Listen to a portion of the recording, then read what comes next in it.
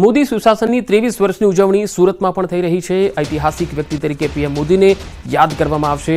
Cabinet મંત્રી CR પાટીલે આપ્યું છે નિવેદન। દેશ અને દુનિયાને બતાવ્યું વિકાસ કઈ રીતે થાય। વિકસિત ભારત બનાવવાના પગલાં લેવામાં આવ્યા છે। પીએમ મોદીને સેવા ક્ષેત્રે 23 વર્ષ પૂરા થઈ ગયા છે, જેના ભાગરૂપે સુરતમાં પણ આંગણવાડીના બાળકોનું કીટ આપી એટલે કે કીટનું વિતરણ કરવામાં આવ્યું હતું। કેબિનેટ મંત્રી CR પાટીલના હસ્તે વિતરણ કરવામાં આવ્યું હતું। प्रधानमंत्री श्री नरेंद्र मोदी साहब ने मुख्यमंत्री थी प्रधानमंत्री सुधीनी आ यात्रा ने 23 वर्ष आज पूर्ण કર્યા છે। આજના પ્રસંગે સુરત શહેરમાં સુરત સંગઠન સુરત મ્યુનિસિપલના પદાધિકારીઓ દ્વારા આંગણવાડીમાં બાળકોને ઉચિત કીટ આપવા માટેનો એક કાર્યક્રમનું આજે આયોજન કર્યું। સેવા ક્ષેત્રે પીએમ મોદીના 23 વર્ષ પૂરા થયા છે। દર વર્ષે રાજ્યમાં 7 થી લઈને 15 ઓક્ટોબરના રોજ વિકાસ સપ્તાહની ઉજવણી કરવા માટે આયોજન થાય છે। આજે વિકસિત ભારતની પ્રતિજ્ઞા લેવાશે। બપોરે 12:39 કલાકે આ પ્રતિજ્ઞા લેવાશે। ઋષિકેશ પટેલે આ માહિતી આપી। તેમણે કહ્યું કે સીએમ સહિત મંત્રીમંડળ આ પ્રતિજ્ઞા લેશે।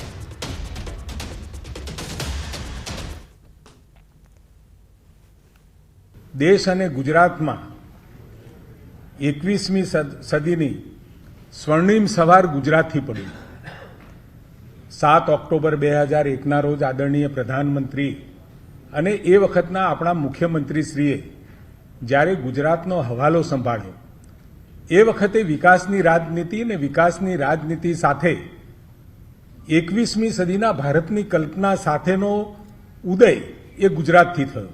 લોકોને અવેરનેસની સાથે વિકાસ સાથે જોડવાનું કામ અને તમામ દિવસોએ નવી નવી થીમેટિક સ્કીમ ઉપર, થીમેટિક યોજના ઉપર સમગ્ર ગુજરાતને આંદોલિત કરવાનો આદરણીય ભૂપેન્દ્રભાઈએ નિર્ણય લીધો છે અને એ નિર્ણય 13 જેટલા અત્યારે આપણે મુદ્દાઓ નક્કી કર્યા છે કે જેના આધારે આપણે ગુજરાતમાં પ્રત્યેક ગામ સુધી, ઘર સુધી, સ્કૂલ સુધી, કોલેજો સુધી, ખેડૂતો સુધી અને મહિલાઓ સુધી પહોંચવાનો આપણે પ્રયત્ન કરવાના છીએ।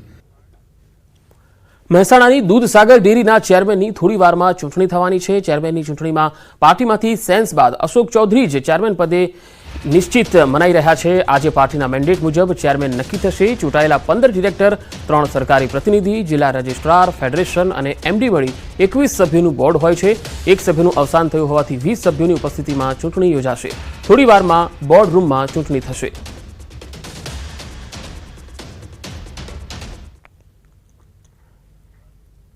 સુરેન્દ્રનગરમાં વધુ એકવાર ફાયરિંગની ઘટના બની। વઢવાણમાં કોઠારિયા રોડ પર ફાયરિંગની આશંકા 2 થી 3 રાઉન્ડ ફાયરિંગ થયાની માહિતી છે। ગત સમયથી જમીન અંગે બંને પક્ષ વચ્ચે જૂની અદાવત ચાલતી હોવાની ચર્ચા છે। ફાયરિંગના બનાવમાં કોઈ જાનહાનિ નહીં, પરંતુ કારમાં ફાયરિંગ થયું હોવાની પ્રાથમિક વિગતો સામે આવી રહી છે। સુરતની સારોલી પોલીસે નકલી ચલણી નોટ સાથે 2 આરોપીને ઝડપી લીધા। પોલીસે આરોપી ફારૂક બિસ્મિલ્લા બેગ અને મનોહર અકલ્લા બાલારાજુને ઝડપી લીધા છે। પકડાયેલા બંને આરોપીઓ પાસેથી 500ના દરની 1600 નોટ અને 500ના દરની 8 સાચી નોટો મળી છે। સારોલી પોલીસે 4 મોબાઈલ ફોન સહિતનો મુદ્દામાલ કબજે કરી કાયદેસરની કાર્યવાહી હાથ ધરી છે।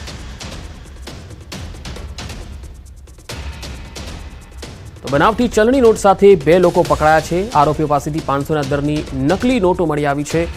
સુરતમાં નકલી ચલણી નોટ સાથે આ બંને આરોપીઓને પકડી લેવાયા છે। નકલી નોટનો જથ્થો પણ કબજે કરવામાં આવ્યો છે।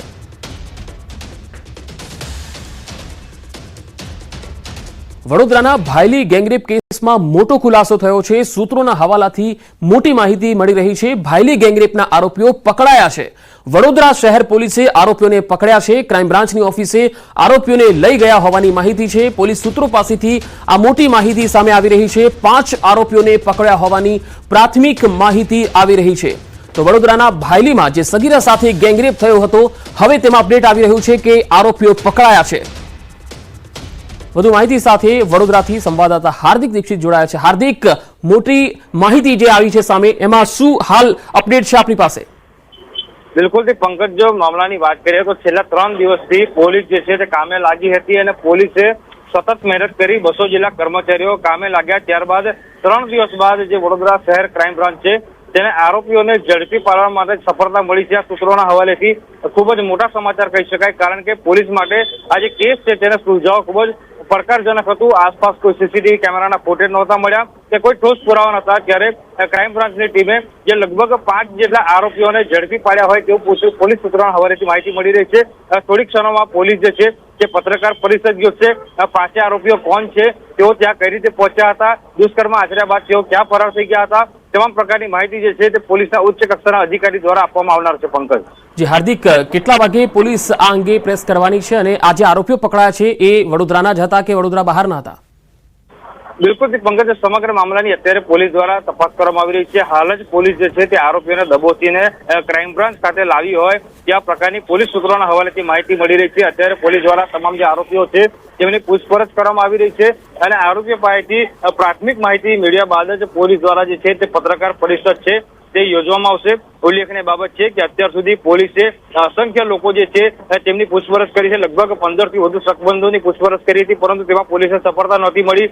જે પીડિતા છે તેના મિત્ર છે તેનું કાઉન્સેલિંગ કર્યું હતું, તેમાં પણ પોલીસને સફળતા નથી મળી। લગભગ 1 IG, 1 SP, 3 DYSP, 5 PI, 15 PSI સહિત 200 લોકોના સ્ટાફ જે છે તે કામે લાગ્યો હતો અને આખરે વડોદરા શહેર ક્રાઇમ બ્રાન્ચને જે 5 આરોપીઓ છે તેમને ઝડપી પાડવામાં સફળતા મળી છે। પંકજ જી હાર્દિક, આભાર માહિતી આપવા માટે।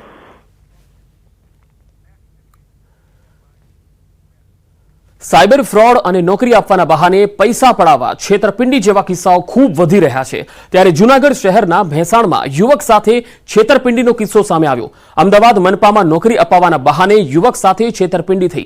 આ છેતરપિંડી આચરનારે અમદાવાદ મનપાનો કોલ લેટર પણ આપ્યો। અલગ અલગ તારીખે 9.32 લાખ રૂપિયા ઓનલાઈન ટ્રાન્સફર કરાવ્યા। યુવકે સુરેન્દ્રનગરના દેવેન્દ્ર કિશોરભાઈ હડિયાલ સામે ફરિયાદ નોંધાવી છે। ભેંસાણ પોલીસે સમગ્ર મામલે તપાસ હાથ ધરી છે।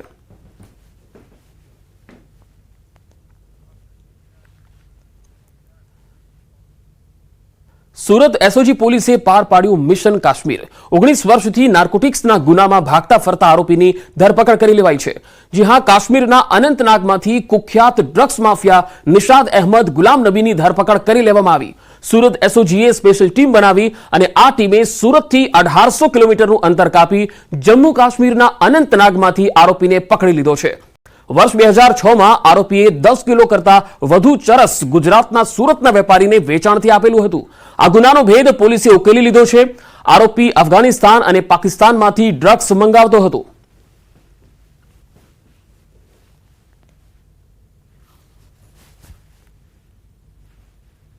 આ ડ્રગ્સ જે છે એનો કેસ 2006માં થયેલો અને રાજેશ ખત્રી નામનો એક આરોપી જે તે વખતે આ ડ્રગ્સ મંગાવ્યું હતું ચરસ, અને આ પકડાઈ ગયેલા। ત્યારબાદ આ ભાઈ જે નિસાર અહેમદ દાર છે તે વોન્ટેડ હતો। જ્યારે રાજેશ ખત્રી જે મંગાવનારો હતો એ ઝડપાઈ ગયો હતો। ત્યારબાદ એણે સજા ભોગવીને છૂટ્યા બાદ ફરીથી એણે ડ્રગ્સનો ધંધો ચાલુ કર્યો હતો। ત્યારબાદ ફરીથી એસઓજીએ 2017માં એને પકડ્યો।